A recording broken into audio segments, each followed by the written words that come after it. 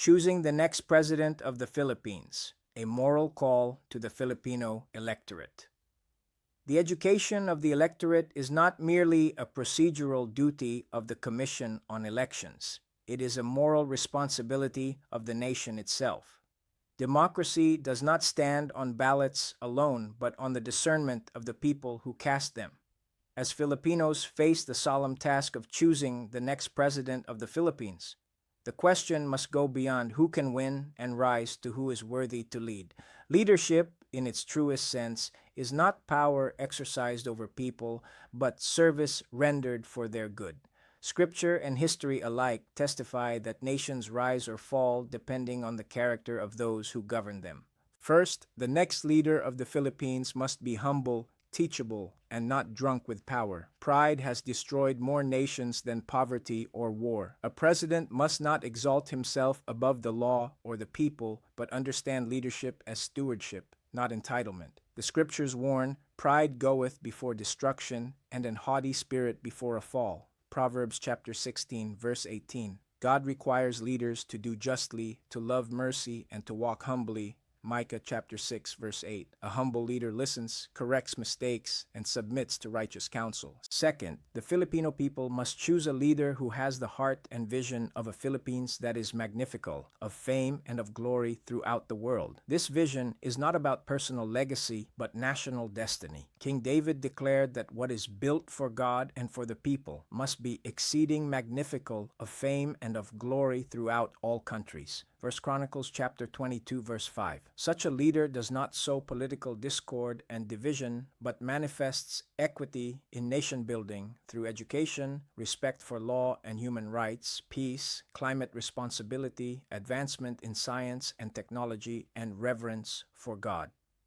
Third, the next president must be able to translate love of country into righteous action, with a record untainted by blood, hatred, and covetousness. Scripture commands leaders to be men that fear God, men of truth, hating covetousness. Exodus chapter 18, verse 21. Love of nation cannot coexist with greed, cruelty, or the abuse of power. A leader's past conduct is often the clearest prophecy of his future governance. Fourth, the Filipino electorate must look for a leader with a proven record of delivering people from the maladies of poverty, ignorance, and disease, a leader who is just, righteous, and God-fearing. He that ruleth over men must be just, ruling in the fear of God. 2 Samuel chapter 23, verse 3. God raised judges who delivered the people from oppression, Judges chapter 2, verse 16, and he commands that judgment must never be twisted, Deuteronomy chapter 16, verse 18 to 20. Leadership that does not uplift the suffering fails its divine and civic purpose. Fifth, the next president must possess a strong sense of accountability, be accepted by the people, seek the welfare of the nation, and speak peace. Mordecai stands as a model, accepted of the multitude, seeking the wealth of his people and speaking peace. Esther chapter 10, verse 3. Authority without acceptance breeds instability. Power without accountability breeds tyranny. Moreover, a wise leader is not isolated. He surrounds himself with competent and ethical advisors, values expertise over blind loyalty, and encourages healthy disagreement. Where no counsel is, the people fall. Proverbs chapter 11, verse 14. Even Moses hearkened to wise counsel. Exodus chapter 18, verse 24. No leader governs wisely alone.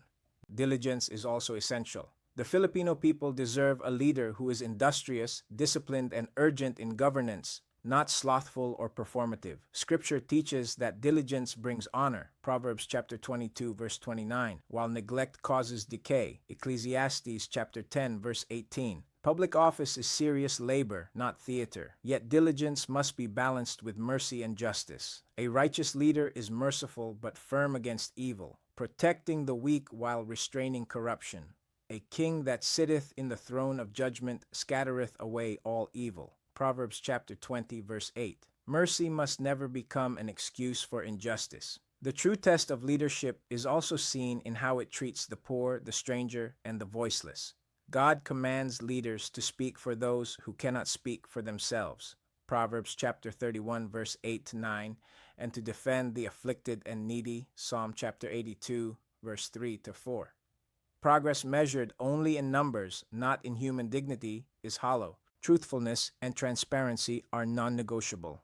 Lying lips are abomination to the Lord. Proverbs chapter 12 verse 22. A leader who governs through deception erodes trust and weakens democracy. Truth, though sometimes painful, is what truly sets a nation free. John chapter 8 verse 32.